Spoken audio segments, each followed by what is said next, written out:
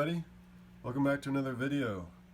Today we're going to talk about the Denison barb or the rose-lined shark. These are one of my all-time favorite fish I've ever kept. Their maximum size is about 4 to 6 inches and they are quite hardy. Some people think this as a specialty fish in some cases because of their price, and that's just based on demand really. They're usually 10 to 20 bucks a piece, which is pretty steep, but they are worth it. I've kept them in the past, and this is a 65-gallon tank. I have 3 of them, and it seems to be plenty of room. Ideally, with any kind of longer fish that's an open swimmer like these barbs, you'd want a longer tank. Like this would be ideal. An ideal size tank for them would be a 55, a 4-foot tank, 75, 90, and then of course larger tanks. 120 is a 5-foot, 125 is a 6-foot tank. You want space for them, and then you could obviously in those larger tanks keep a bigger school. And I didn't intentionally put these fish in here. This is kind of a dump tank for me where fish come when I don't have another place to put them, so that's why there's such an oddball mix in here. But they're pretty dang easy to take care of, right? Just keep your water parameters stable. Do consistent water changes weekly, and have good filtration, and feed high quality food, either high quality flake or high quality pellet, and they'll do just fine. As far as tank mates, they can be a little nippy. These fish are the only fish that I'm concerned about in terms of like the betta here being nipped at.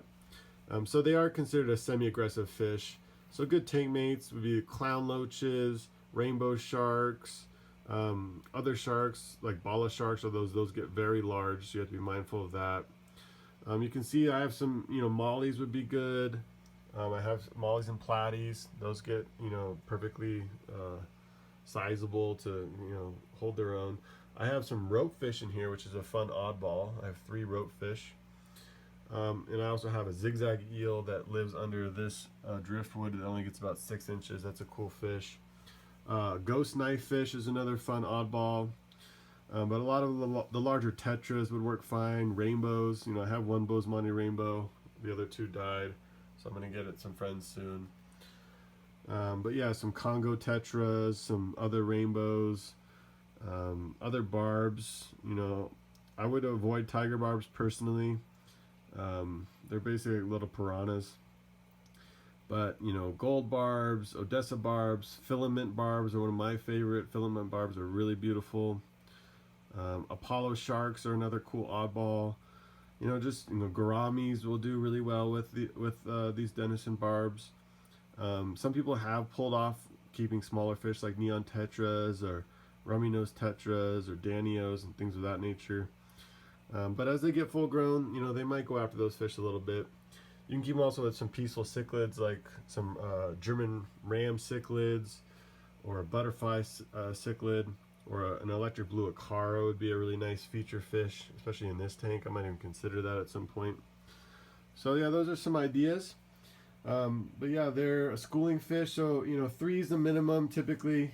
But obviously these fish really should be in a school of like 15, 20, or even more. But in the hobby, we all start small. We got to start somewhere, and then grow from there. So at some point, I would like to get a larger tank for these Denison barbs and get a larger school. I've always wanted a large Denison barb school, something like 15, 20, like I was saying. Be quite a sight. If you have any other questions or comments, go ahead and leave those below.